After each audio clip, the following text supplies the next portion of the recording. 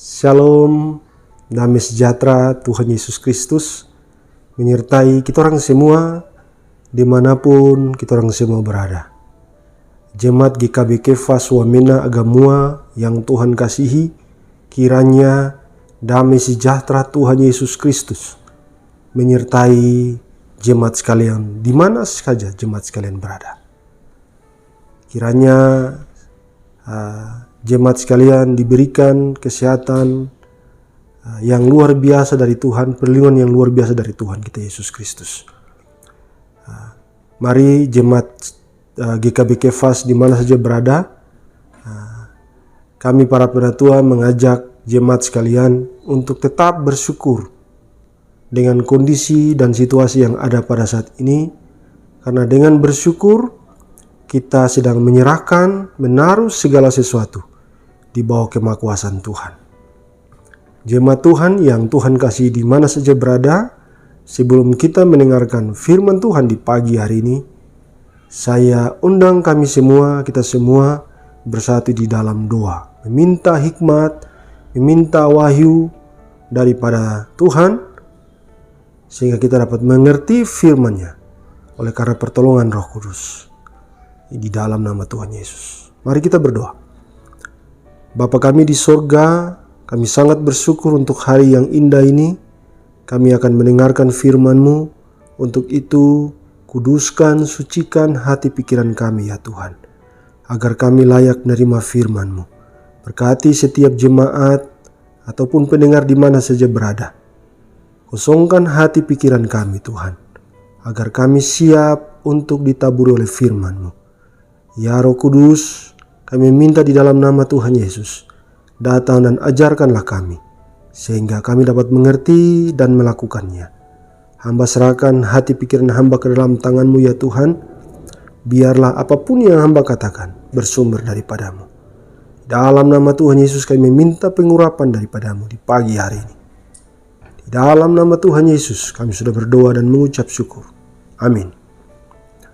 Jemaat Tuhan yang Tuhan kasihi, minggu lalu kita semua sama-sama mendengarkan dan belajar bersama-sama tentang akhir zaman, di mana Tuhan Yesus sendiri mengaitkan kedatangannya kali kedua dengan kondisi dan situasi pada zaman Nuh.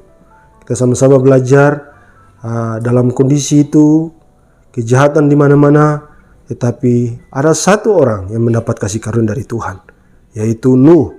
Akhirnya seisi rumahnya diselamatkan dan dia diizinkan untuk membangun bahtera, dan bahtera itulah yang dipakai untuk menyelamatkan dia, sedangkan seisi dunia dihancurkan oleh air.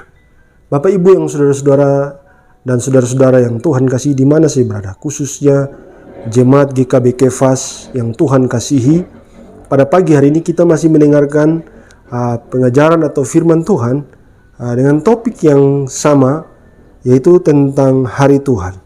Bapak, Ibu, saudara-saudari yang Tuhan kasih, kenapa kita beberapa minggu ini diarahkan ke topik yang sama?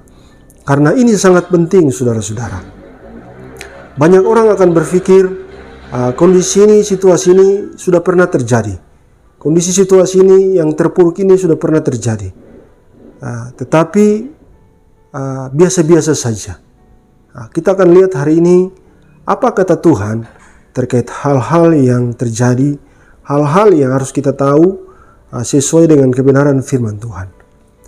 Pada pagi yang indah ini kita akan mendengarkan firman Tuhan yang diambil di dalam 2 Petrus pasalnya yang ketiga. Saudara-saudara yang Tuhan kasihi, 1 Petrus dan 2 Petrus ditulis oleh Rasul Petrus. Kita semua tahu Rasul Petrus adalah rasul yang pernah menyangkal Tuhan Yesus 3 kali. Tapi ketika dia jatuh, dia kembali berdiri. Dan ketika Tuhan Yesus mengatakan, apakah engkau mengasihi aku? Tuhan Yesus pun mengatakan itu 3 kali. Bertanya kepada Petrus 3 kali. Dan dia pun mengatakan, aku mengasihi engkau. Dan apa yang Tuhan Yesus katakan? Tuhan Yesus mengatakan, gembalakanlah domba-dombaku. Saudara-saudara, Rasul Petrus inilah yang oleh karena ketaatannya, kecintaannya, kasihnya yang begitu besar kepada Tuhan Yesus, dia rela mati untuk Tuhan Yesus. Bahkan ketika dia mau mati, saudara-saudara yang Tuhan kasihi, dia tidak bersedia disalibkan kepala di atas, karena Yesus Kristus telah disalibkan dan dia hanya mau disalibkan dengan kepala terbalik, kepalanya di bawah.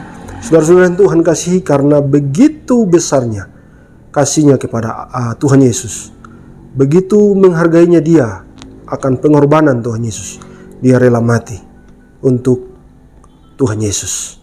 Dia inilah yang menulis 1 Petrus dan 2 Petrus. Saudara-saudara yang Tuhan kasihi, pada pagi hari ini kita akan mendengarkan sabda atau firman Tuhan yang diambil dalam 2 Petrus pasalnya yang ketiga. Saudara-saudara, tulisan Petrus ini ditujukan kepada semua umat Tuhan pada saat itu, karena kondisi pada saat itu, saudara-saudara yang Tuhan kasihi, ada banyak pengajaran-pengajaran sesat yang menyesatkan jemaat. Pengajaran-pengajaran ini bahkan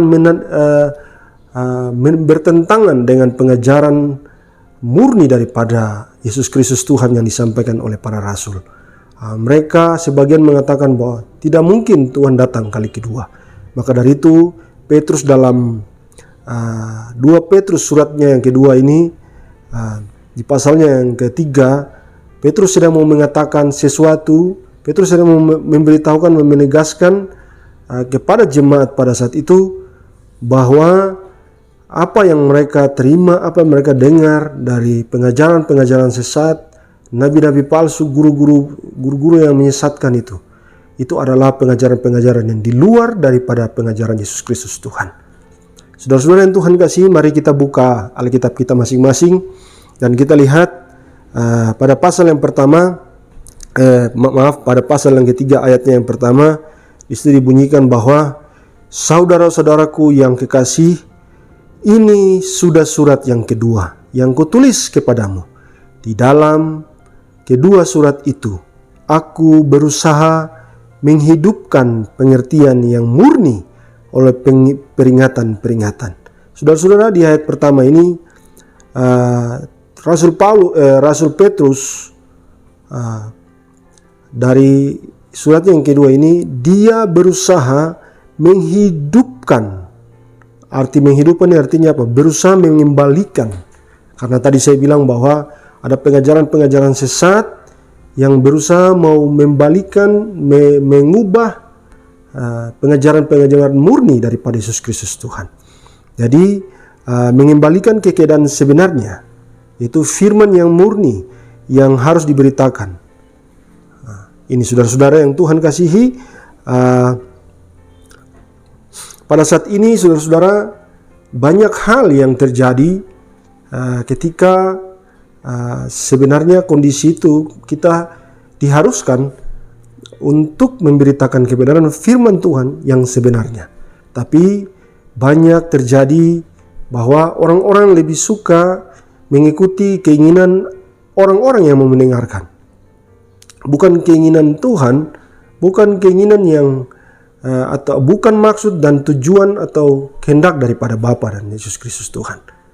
Nah, kalau di situasi yang mengenakan, menguntungkan, mereka akan berkhotbah untuk mengenakan telinga pendengar, berkhotbah untuk menyenangkan telinga tuan rumah, berkhotbah untuk menyenangkan telinga yang punya acara supaya mendapatkan sesuatu.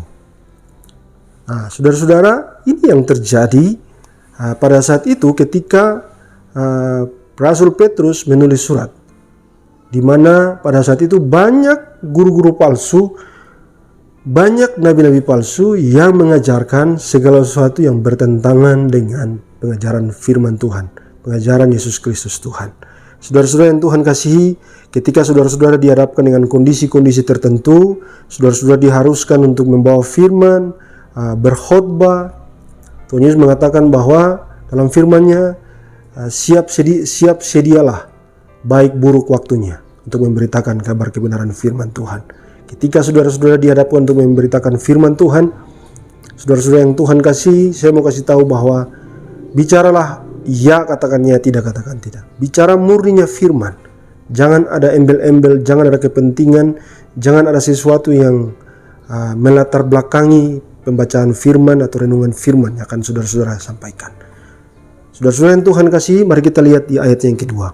Ayat yang kedua mengatakan, supaya kamu mengingat akan perkataan yang dahulu telah diucapkan oleh nabi-nabi kudus, dan mengingat akan perintah Tuhan dan juru selamat yang telah disampaikan oleh rasul-rasulmu kepadamu. Petrus mau mengingatkan kembali supaya pendengar pada saat itu, jemaat pada saat itu mengingat kembali ucapan-ucapan oleh nabi-nabi kudus pada saat itu, dan juga mengingat akan perintah Tuhan dan juru selamat yang telah disampaikan oleh rasul-rasul. Saudara-saudara yang Tuhan kasih, ada beberapa hal yang kita bisa pelajari di sini, bahwa sebenarnya Petrus mau mengingatkan kembali pada jemaat-jemaat itu bahwa segala sesuatu ini telah disampaikan, bahkan bukan hanya Tuhan Yesus, tetapi telah disampaikan oleh nabi-nabinya yang kudus pada zaman dulu. Mari kita lihat ada beberapa hal, yaitu satu, mengingatkan akan perkataan nabi-nabi yang kudus. Apa yang dikatakan nabi-nabi yang kudus itu menjadi pegangan bagi kita, karena segala sesuatu yang dituliskan akan semua digenapi. Nah, yang kedua, mengingatkan akan perintah Tuhan. Saudara-saudara, kalau kita bicara mengingatkan akan perintah Tuhan, segala perintah Tuhan disimpulkan menjadi tiga. Yang terakhir adalah yang dikatakan langsung oleh Tuhan Yesus ketika Tuhan Yesus mau terangkat ke surga. Yang pertama adalah mengasihi Tuhan dengan segenap keberanian kita, mengasihi Tuhan dengan segenap akal budi, pikiran, dengan hati, dan mengasihi sesama seperti mengasihi kita sendiri. Dan ketika Tuhan Yesus mau terangkat ke surga, Dia memberikan perintah, yaitu pergi jadikan semua bangsa muridku. Saudara-saudara, 3 poin ini atau 3 perintah ini adalah 3 hal yang harus kita ingat terus menerus dan kita lakukan. Ketika kita mengingat itu, maka kita harus melakukan. Ketika kita melakukan, bahwa kita layak dikatakan kita mengasihi Dia. Seperti di Yohanes 14, Tuhan Yesus mengatakan bahwa siapa yang mengasihi aku, dia akan menuruti perkataan-perkataanku. Saudara-saudara yang Tuhan kasih, di mana saja berada yang mendengarkan khotbah ini, khususnya jemaat GKB Kefas, saya mau mengajak saudara-saudara sekalian bahwa jangan sampai lupa perkataan-perkataan Tuhan Yesus, khususnya perkataan-perkataan yang ditulis di dalam Injil, yaitu kitab Matius, Markus, Lukas, Yohanes, yang ditulis di 4 kitab ini. Mari kita selalu mendengarkan, membuka, membaca, mendengarkan, merenungkan, dan melakukannya. Baik, mari kita lanjutkan di ayatnya yang ketiga. Yang terutama harus kamu ketahui ialah bahwa pada hari-hari zaman akhir, saudara-saudara yang Tuhan kasihi, ini adalah merupakan hal yang ditekankan oleh Petrus kepada jemaat pada saat itu, bahwa yang harus kita ketahui ialah bahwa pada akhir hari-hari zaman akhir akan tampil pengejek-pengejek. Saudara-saudara, pengejek-pengejek ini bukan berbicara tentang satu orang. Pengejek-pengejek ini berbicara tentang banyak orang dengan ejekan-ejekannya, yaitu orang yang hidup menuruti hawa nafsunya. Saudara-saudara, pengejek-pengejek ini tujuan mereka adalah mengejek, membuat atau mengeluarkan ejekan-ejekan yang mematahkan semangat, mematahkan iman orang percaya, supaya iman orang percaya menjadi kendor dan akhirnya tidak menanti-nantikan kedatangan Tuhan Yesus. Saudara-saudara yang Tuhan kasih, sebenarnya Petrus sedang mengatakan bahwa pada saat itu, saudara-saudara yang Tuhan kasihi, orang-orang pada saat itu mengeluarkan ejekan-ejekan yang luar biasa kepada umat Tuhan, kepada umat yang menanti-nantikan kedatangan Tuhan Yesus, yang hidup taat, yang hidup mau melakukan perintah-perintahnya. Mereka mengeluarkan ejekan-ejekan supaya mematahkan semangat, supaya mematahkan hati mereka, supaya mematahkan segala sesuatu yang mereka harapkan dengan iman mereka. Saudara-saudara yang Tuhan kasihi, ejekan-ejekan mereka itu sebenarnya kalau kita dengar seperti bagaikan atau layaknya seorang manusia, memilukan hati, menjengkelkan, menyayat hati.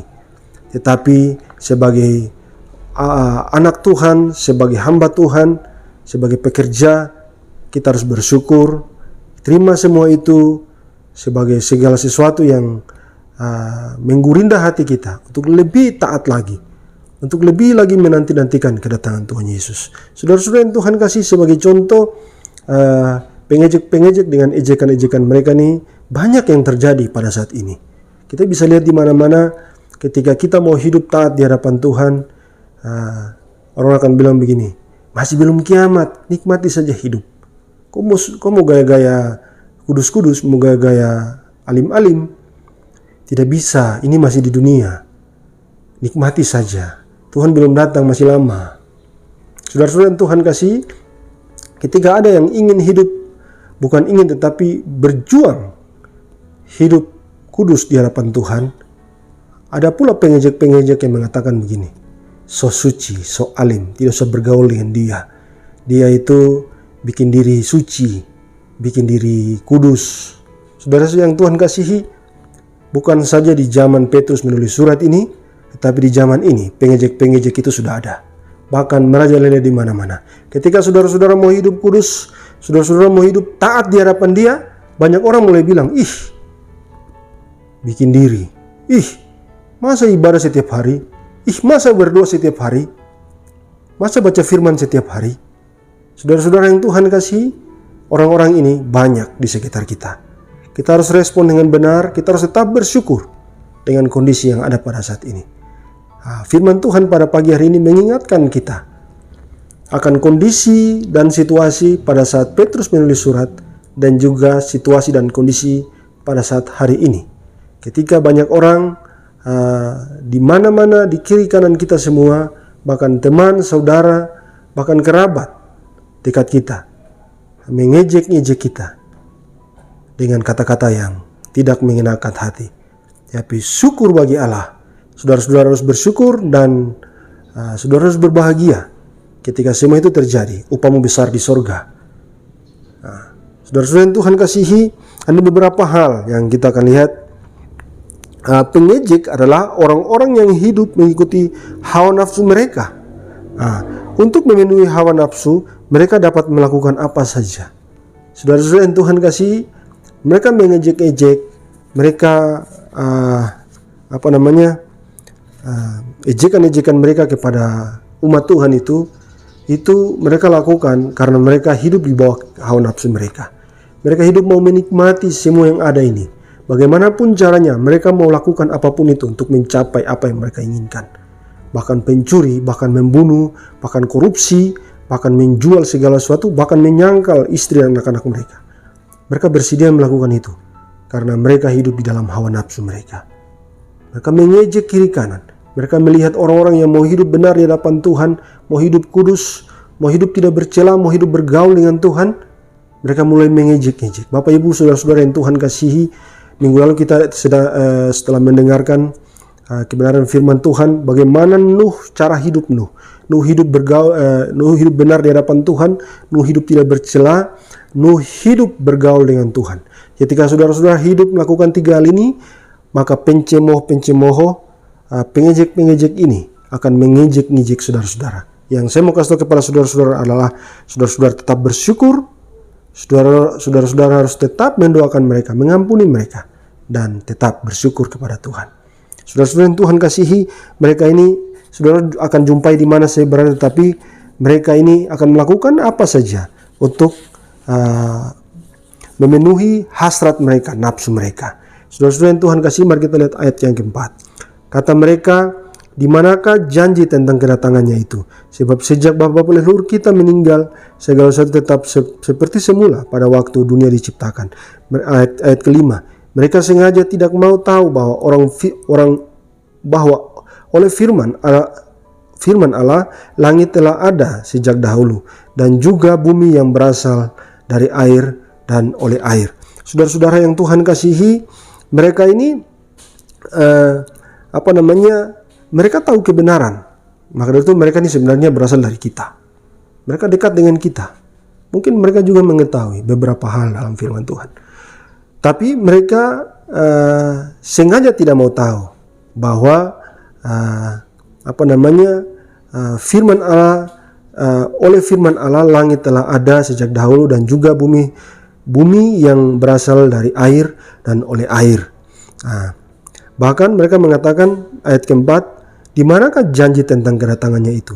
Sebab sejak bapa-bapa leluhur kita meninggal, segala sesuatu tetap seperti semula pada waktu dunia diciptakan. Saudara-saudara, kalau kita lihat ayat 4 dan 5 ini, saudara-saudara yang Tuhan kasihi, banyak orang mengatakan begini, itu dulu ada perang dunia pertama, tapi tidak kiamat juga. Tuhan Yesus tidak datang juga. Itu dulu ada perang dunia kedua, tapi Tuhan Yesus tidak datang juga. Saya mau kasih saudara-saudara, bagi Tuhan, 1 hari sama dengan 1000 hari, 1000 hari sama dengan 1 hari. Saudara-saudara yang Tuhan kasihi, yang harus kita lakukan adalah hidup benar di hadapan Dia, menanti-nantikan kedatangannya. Mari kita akan lihat hal-hal yang luar biasa, hal-hal yang sangat luar biasa yang Tuhan akan bukakan bagi kita. Saudara, kita lihat satu hal. Ini adalah alasan bagi mereka untuk tetap hidup di dalam daging. Saudara-saudara yang Tuhan kasih, mereka mau tetap menikmati hidup. Harta mereka banyak di dunia, mereka mengumpulkan di mana-mana dengan cara yang tidak masuk akal, dengan cara yang tidak benar. Mereka sibuk dengan pekerjaan, mereka sibuk dengan hal-hal duniawi. Maka dulu ketika kita bilang Tuhan mau datang, mereka tidak mau. Mereka mau menikmati segala sesuatu yang ada pada mereka. Maka dari itu mereka mulai mencemooh, mereka mulai mengatakan hal-hal yang tidak masuk akal, padahal mereka sendiri tahu, tapi mereka tidak mau tahu. Saudara-saudara yang Tuhan kasihi, mereka ini tetap hidup di dalam dosa, makanya mereka selalu mengatakan hal itu. Yang kedua, mereka mengetahui kebenaran tetapi sengaja tidak mau tahu dengan kebenaran itu. Ini yang tadi saya bilang bahwa sebenarnya mereka ini dari kita, di sekitar kita, tetapi mereka sengaja tidak mau tahu dengan kondisi itu. Saudara-saudara yang Tuhan kasihi, yang saya mau kasih tahu adalah hati-hati. Saudara-saudara, kita harus licik seperti ular dan tulus seperti merpati. Kita tidak membeda-bedakan teman, saudara, siapapun, tetapi kita harus licik, tulus seperti merpati. Saudara-saudara yang Tuhan kasihi, yang ketiga, mereka terus hidup di dalam dosa, menikmati dosa itu. Dan saya mau kasih tahu begini, dosa itu enak, tapi ujungnya menuju maut. Kita melakukan dosa enaknya di daging kita. Ketika kamu minum mabuk, minuman beralkohol mabuk, kita biasa bilang minum mabuk. Dulu kehidupan lama saya dan beberapa pendeta seperti itu, tapi puji syukur kepada Tuhan karena Tuhan memulihkan kita, mengangkat kita, memindahkan kita dari kerajaan kegelapan ke kerajaan terang. Nah, ketika kita minum, ketika kita melakukan hal-hal yang menyenangkan, yang dosa yang menyenangkan, itu larinya ke daging. Daging kita merasa nikmat. Tarik rokok, percabulan, persinahan dan lain-lain. Itu mengenakan daging kita. Tapi roh kita sebenarnya tersiksa. Bapak Ibu saudara-saudari yang Tuhan kasih, ada beberapa saran dari saya, yaitu satu, dalam hal ini saudara-saudara harus hidup di dalam komunitas yang benar. Maka dari itu jemaat GKB Kefas di mana saja berada yang masih saja melalaikan kompak-kompak, saya serukan bertobat mulai dari hari ini. Kembali ke kompak saudara-saudara masing-masing, hidup terus bergaul dengan Tuhan. Hidup terus setiap jam 7 berdoa, setiap pagi berdoa. Terus komunikasi, bangun komunikasi, saling menajamkan. Kompak-kompak di mana saja berada jemaat GKB Kefas, saya serukan di dalam nama Tuhan Yesus bertobat. Kalau masih belum ada yang sadar tentang hal ini, saudara-saudara kalau jauh dari komunitas, saudara-saudara menuju kepada kebinasaan, saudara-saudara menuju kepada kehancuran, saudara-saudara menuju kepada hal-hal yang dulu saudara-saudara lakukan. Yang kedua, saudara-saudara hidup sesuai dengan perintah Tuhan. Saudara-saudara, bagaimana mau tahu perintah Tuhan kalau saudara-saudara tidak pernah membaca firman Tuhan? Karena firman Tuhan adalah isi hati Allah. Saudara-saudara, apa yang saya pegang ini adalah firman Tuhan. Alkitab adalah firman Tuhan. Bagaimana kita mau tahu apa yang diinginkan Tuhan kalau kita tidak pernah membaca firman Tuhan? Maka dari itu, yang belum masih bolong-bolong, masih lewat, pemalas, kadang-kadang malas, kadang-kadang jalan dan sebagainya, untuk firman Tuhan, membaca firman Tuhan, sehingga bisa hidup dalam firman Tuhan, mulai dari hari ini bertobat. Dan mulai dari awal. Kembali membaca firman Tuhan, renungkan, hidupi, lakukan. Hidup sesuai dengan firman Tuhan. Ya katakan ya, tidak katakan tidak. Di luar dari itu tidak usah bicara, karena itu di luar itu berasal daripada si iblis. Saudara-saudara yang Tuhan kasih, yang ketiga, hidup mengikuti Yesus Kristus. Saya mau kasih tahu saudara-saudara, dimanapun saudara-saudara berada, khususnya jemaat GKB Kefas, mengikuti Yesus Kristus Tuhan itu sama dengan menderita. Jangan berharap enak, saudara-saudara. Karena kita melawan daging, kita melawan dunia. Yang dunia senang, yang dunia merasa, oh itu mantap. Itu kita lawan kalau kita mengikuti Yesus Kristus Tuhan. Kuk kita terpasang ke Yesus Kristus Tuhan. Kuk saudara-saudara terpasang ke Yesus Kristus Tuhan. Bukan terpasang ke penatua, bukan terpasang ke yang lain-lain, tidak. Tapi kuk saudara-saudara, ketika saudara-saudara mengambil keputusan menerima Yesus Kristus sebagai Tuhan dan Juru Selamat, kuk saudara-saudara terpasang ke Yesus Kristus Tuhan. Dan saya mau kasih tahu, jalan itu sempit. Tapi ujung daripada jalan itu menuju kepada kekekalan. Banyak orang tidak mau ikut itu. Banyak orang mau jalan yang lebar. Kuknya tidak tahu terpasang kepada siapa. Jalannya lebar, enak, lenggang-lenggong dan lain-lain. Tapi ujungnya menuju kepada kebinasan. Banyak orang hari ini merasa jalannya lurus, padahal ujung-ujungnya menuju kebinasaan. Kita bisa rasakan mana jalan yang benar, mana yang jalan sempit. Ketika saudara-saudara jalan menuruti firman Tuhan, banyak pencemooh-pencemooh yang akan mencemooh saudara-saudara. Itulah jalan sempit yang kita lalui. Tapi jalan kita bersama-sama dengan Yesus Kristus Tuhan yang menciptakan langit dan bumi, laut dan segala isinya. Tanpa firman, tanpa Dia, tidak ada yang dijadikan di dalam dunia ini. Dialah yang menjadikan semuanya. Kita jalan bersama-sama dengan Dia. Maka itu jangan khawatir, jangan takut, karena kita berjalan bersama-sama dengan Dia. Ada 3 hal ini menjadi saran bagi kita untuk tetap hidup di dalam komunitas yang benar, hidup sesuai dengan firman Tuhan, dan mengikuti Yesus Kristus Tuhan. Saudara-saudara yang Tuhan kasih, ada 1 pertanyaan bagi kita semua. Apa yang kita orang semua cari dalam dunia? Kalau pertanyaan ini dipribadikan kepada setiap pribadi, saudara-saudara yang dengar channel ini, apa tujuan hidup? Apa yang Anda cari di dunia ini? Kalau hari ini saudara-saudara sedang mendengarkan saudara-saudara di rumah, saudara-saudara sedang duduk di sofa, atau saudara-saudara sedang duduk di lantai, renungkanlah hal ini. Apa yang sebenarnya saudara-saudara cari di dalam dunia ini?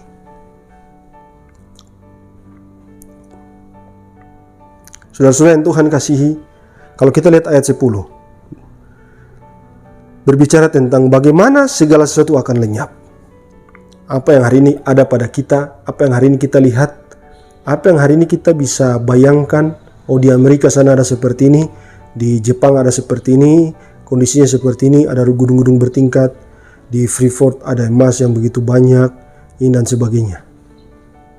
Di ayat 10 berbicara tentang bagaimana segala sesuatu akan dilenyapkan. Saya kembali bertanya, apa yang Anda cari di dunia ini? Saudara-saudara yang Tuhan kasih, ayat 11 dikatakan, jadi jika segala sesuatu ini akan hancur secara demikian, betapa suci dan salehnya kamu harus hidup. Saudara-saudara yang Tuhan kasihi, seruan dari Petrus ini yang dikasih, yang izinkan Petrus tulis, yang bersumber daripada Tuhan, yang mengatakan bahwa betapa suci dan salehnya kamu harus hidup. Saudara-saudara, seruan ini berlaku bagi kita sekarang. Bukan saja bagi penerima surat pada saat itu, jemaat-jemaat pada saat itu, jemaat mula-mula pada saat itu, tetapi juga kepada kita yang hidup di zaman akhir ini. Ketika hari ini kita lihat semuanya, apa yang ada pada kita, segala sesuatu akan dilenyapkan. Betapa suci dan salehnya kamu harus hidup. Ini bicara tentang kita harus berjaga-jaga senantiasa. Terus berjaga-jaga, menjaga hati kita, pikiran kita, kehidupan kita, agar selalu layak di hadapan Dia. Saudara-saudara yang Tuhan kasihi, saya mau kasih tahu saudara-saudara bahwa sebenarnya hari Tuhan itu ada dua. Saudara-saudara yang Tuhan kasihi, ketika kita bicara langit dan bumi lenyap dan sebagainya, itu kita bicara tentang hari Tuhan yang begitu dahsyat, dan itu hanya Bapa yang tahu. Tapi hari Tuhan yang sangat dekat dengan kita, mari kita lihat Lukas 21 ayat 34. Jagalah dirimu supaya hatimu jangan syarat oleh pesta pora dan kemabukan serta kepentingan-kepentingan duniawi, dan supaya hari Tuhan jangan dengan tiba-tiba jatuh ke atas dirimu seperti suatu jerat. Saudara-saudara, ini berbicara tentang kematian saudara-saudara. Bahwa hari Tuhan, hari di mana kondisi kita tidak tahu kita lagi buat apa, terus tiba-tiba hari Tuhan itu datang, tiba-tiba jatuh ke atas kita seperti suatu jerat. Kenapa bisa ada kata-kata seperti suatu jerat? Karena kondisi pada saat itu orang itu tidak siap, saudara-saudara. Maka dari itu Petrus mengatakan di ayat 11, betapa suci dan salehnya kamu harus hidup. Nah, di Lukas disinggung juga, jangan hidup dalam pesta pora, kemabukan dan kepentingan-kepentingan duniawi. Supaya apa? Ketika hari Tuhan itu datang, kita sudah siap. Maka itu Paulus bilang begini, bagiku hidup adalah Kristus, mati adalah keberuntungan. Dia sudah siap mati kapan saja, karena dia sudah bekerja semaksimal mungkin. Dia menjaga kekudusan dia, dan menjaga hati dia, pikiran dia. Dan ketika hari Tuhan itu datang, adalah suatu keberuntungan bagi dia. Bapak Ibu saudara-saudara yang Tuhan kasih, jemaat GKB Kefas di mana saja berada, firman Tuhan di pagi hari ini mengingatkan kita dengan jelas bahwa jaga hati pikiran kita agar tetap kudus, tetap layak di hadapan Dia. Karena hari Tuhan itu kapan saja bisa datang. Kita manusia dengan daging ini hanya sementara. Suatu ketika Tuhan akan mengubah tubuh yang fana ini menjadi tubuh yang luar biasa. Dan saudara-saudara yang Tuhan kasihi, pertanyaan saya kembali kepada saudara-saudara, apa yang Anda cari di dunia ini? Bagi saya pribadi dan juga keluarga, kalau hari ini kita masih bisa hidup dengan nafas kehidupan, kesehatan yang luar biasa Tuhan berikan, kami mau mempersembahkan hidup ini untuk kemuliaan dan keagungan nama Tuhan. Kami mau mempersembahkan segala sesuatu untuk pekerjaan Tuhan. Kami mau mendedikasikan segala sesuatu yang ada pada kita ini, ada pada kami ini, untuk pekerjaan-pekerjaan yang Tuhan izinkan kita kerjakan. Saudara-saudara bisa jawab apa tujuan saudara-saudara hidup, tapi saya berharap ketika saudara-saudara mendengar firman Tuhan ini, saudara-saudara dibukakan oleh Roh Kudus, sehingga saudara-saudara mengambil keputusan yang benar, yaitu mau mengikuti Dia, Sang Guru Agung, yaitu Yesus Kristus Tuhan kita. Saudara-saudara yang Tuhan kasih, ketika kita sudah menerima Yesus Kristus Tuhan, kita sudah hidup di dalam kebenaran firman Tuhan, ada satu pesan bagi kita di pagi hari ini, yaitu dalam Kolose 3 ayat 1-2, bahwa karena itu kalau kamu dibangkitkan bersama-sama dengan Kristus, carilah perkara yang di atas, di mana Kristus ada, duduk di sebelah kanan Allah. Pikirkanlah perkara yang di atas, bukan yang di bumi. Saudara-saudara yang Tuhan kasihi, pesan terakhir di dalam khotbah ini, mari kita cari perkara-perkara yang di atas, perkara-perkara surgawi, perkara-perkara yang menyenangkan hati Tuhan, hal-hal yang menyenangkan hati Tuhan, hal-hal yang menjadi proyek surga, bukan hal-hal yang berasal daripada bumi, menyenangkan hati manusia, mencari perkenan manusia dan lain-lain. Mari kita fokus di kondisi hari ini. Lebih fokus kita semua untuk menyenangkan hati Tuhan, menjaga hati pikiran kita tidak tercemar oleh hal-hal yang di luar dari kebenaran firman Tuhan. Hidup dalam kebenaran firman Tuhan, tetap fokus di dalam mengikuti Yesus Kristus Tuhan di jalan yang sempit. Saudara-saudara yang Tuhan kasih, izinkan saya untuk membaca dari 2 Petrus 3 ayatnya yang 17 dan 18 yang berjudul penutup. Tetapi kamu saudara-saudaraku yang kekasih, Kamu telah mengetahui hal ini sebelumnya. Karena itu, waspadalah supaya kamu jangan tersesat ke dalam kesesatan orang-orang yang tak mengenal hukum, dan jangan kehilangan peganganmu yang teguh. Tetapi bertumbuhlah dalam kasih karunia dan dalam pengenalan akan Tuhan dan Juru Selamat kita, Yesus Kristus. Baginya kemuliaan sekarang dan sampai selama-lamanya. Kiranya firman Tuhan ini dapat dimengerti oleh karena pertolongan Roh Kudus, dan saudara-saudara kita semua sekalian tetap teguh di dalam firman Tuhan, kebenaran firman Tuhan. Tidak diombang-ambingkan, tidak dipengaruhi oleh hal-hal yang di luar daripada kebenaran firman Tuhan. Tetap hidup dalam firman Tuhan, menjaga kekudusan, tidak bercacat, tetap terus mengikuti Yesus Kristus Tuhan di dalam jalan yang sempit itu. Kiranya damai sejahtera dari Tuhan Yesus Kristus melingkupi kita semua di minggu pagi hari ini. Sebelum menutup, mari kita berdoa, mengucap syukur untuk firman di pagi hari. Mari kita berdoa. Tuhan Yesus, kami bersyukur untuk firman-Mu di pagi hari ini.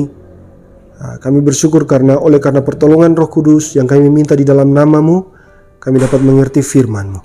Berkati kami Tuhan agar kami dapat hidup benar di hadapan-Mu, hidup menjaga kekudusan di hadapan-Mu, hidup tidak melakukan hal yang salah, hidup tidak dicemari, tidak diombang-ambingkan oleh ajaran-ajaran yang tidak bersumber daripada Engkau Tuhan. Berkati kami Tuhan, agar ketika Engkau masih memberikan kami nafas kehidupan di hari ini, Engkau masih memberikan kami karunia yang luar biasa, itu waktu. Hari ini kami mau mendedikasikan, kami mau menyerahkan hidup kami untuk menyenangkan hati-Mu Tuhan. Kepada jemaat Kefas, GKB Kefas di mana saja berada, hamba berdoa di dalam nama Tuhan Yesus, Engkau urapi mereka, Engkau berkati mereka, Engkau lindungi mereka, Engkau jamah hati pikiran mereka, agar mereka tetap di dalam kebenaran firman-Mu, menanti-nantikan Engkau dengan hidup kudus, benar dan tulus di hadapan-Mu. Di dalam nama Tuhan Yesus kami sudah berdoa mengucap syukur. Amin. Tuhan Yesus memberkati saudara-saudara dimanapun saudara-saudara berada.